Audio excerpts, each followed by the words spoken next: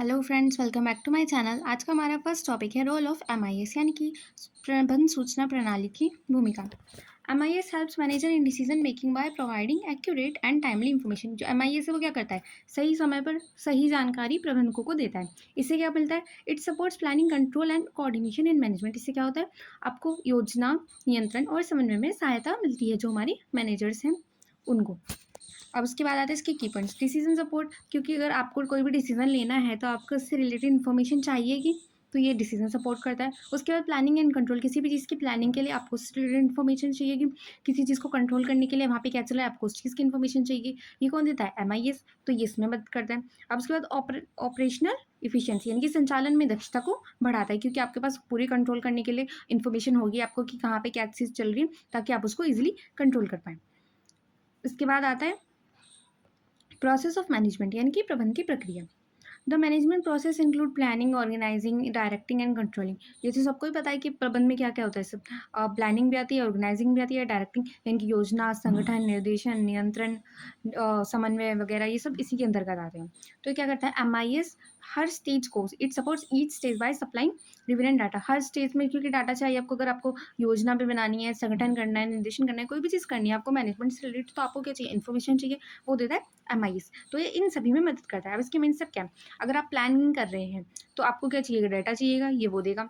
उसके बाद अगर आप ऑर्गेनाइजेशन बना रहे हैं तो क्या करते हैं? आपको आपके जो गोल्स हैं उनको आप कैसे प्राप्त कर सकते हैं, उसके लिए आपको ये डाटा देगा। अब उसके बाद आता है डायरेक्टिंग। डायरेक्टिंग करने के लिए आपको क्या चाहिए? आपको अपने जो एम्प्लॉयज़ हैं उनको मोटिवेट करना होगा, उसके लिए क्या चाहिएगा? आपको डेटा चाहिएगा। उसके बाद कंट्रोल करने के लिए आपको क्या चाहिएगा? डेटा चाहिएगा। तो ये सब एमआईएस के थ्रू किया जाता है। अब उसके बाद आते हैं हमारे MIS are tools for management process, यानी कि जो प्रबंधन प्रक्रिया के उपकरण के रूप में एमआईएस है उसकी क्या भूमिका है, या फिर प्रबंध सूचना प्रणाली भी। MIS automates and simplifies the management process by providing necessary information for planning and decision. यानी कि जो एमआईएस है वो आवश्यक जानकारी प्रदान करता है किसके लिए?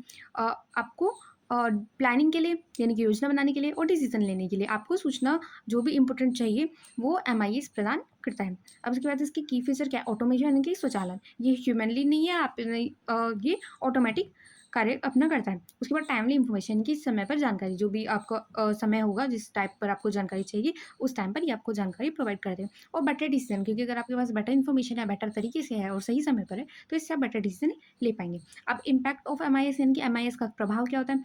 MIS increase organization efficiency, transparency and reduce operational energy. यानी कि एमआईएस संगठन की दक्षता, पारदर्शिता को बढ़ाता है, क्योंकि आपके पास बिल्कुल एक्यूरेट इन्फॉर्मेशन आ रही है, और त्रुटियों को कम करता है, क्योंकि सही इन्फॉर्मेशन होगी तो त्रुटि नहीं होगी। और पारदर्शिता इसलिए बढ़ेगी क्योंकि आपके पास ये नहीं है कि आपने किसी को कोई और मैसेज दिया, उसने अपनी तरफ से उसमें कुछ ऐड कर दिया या कुछ स्लैश कर दिया, फिर वो मैसेज कहीं और जाए। वो बिल्कुल जो मैसेज है, जो इन्फॉर्मेशन है, एक्यूरेटली वहाँ पर पहुँच रही है। अब उसके बाद इसका प्रभाव क्या होता है? इंप्रूव कम्युनिकेशन, बेहतर संचार, क्योंकि जिसको जो बात कही गई थी उसको जिसके लिए वही बात उस तक पहुँची है। अब उसके बाद फास्टर रिपोर्टिंग, क्योंकि ऑटोमेटिक है, तो ये फास्ट तेज से रिपोर्ट करता है। उसके बाद प्रोडक्टिविटी एनहांसमेंट, उत्पादकता में वृद्धि, क्योंकि अगर आपको सही समय पर सही इन्फॉर्मेशन सही तरीके से मिल रही है और सही व्यक्ति द्वारा, तो उससे आपको क्या होगी? प्रोडक्टिविटी में वृद्धि होगी।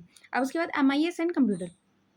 MIS depends on computer for data processing, storage and communication. जो एमआईएस है वो डेटा संस्करण, भंडारण और संचालन के लिए कंप्यूटर पर निर्भर करता है, क्योंकि ऑटोमेटिक किस वे में? कंप्यूटर के थ्रू, इंटरनेट के थ्रू।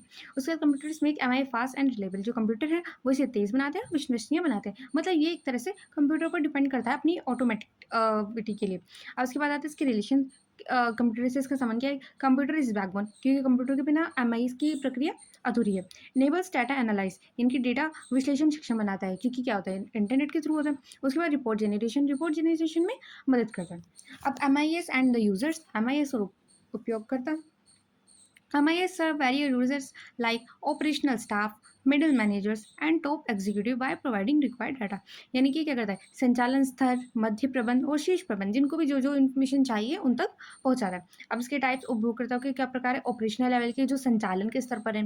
अ, उसके बाद आता है हमारी मध्य प्रबंध, यानी कि हमारे मिडिल मैनेजमेंट जो कार्य कर रहे हैं, जो एम्प्लॉयज़ की निगरानी रख रहे हैं, और जो हमारे आती है टॉप मैनेजमेंट, यानी कि जो डिसीजन लेते हैं, डिसीजन मेकर होते हैं, अथॉरिटी होती है हमारी, वो सब।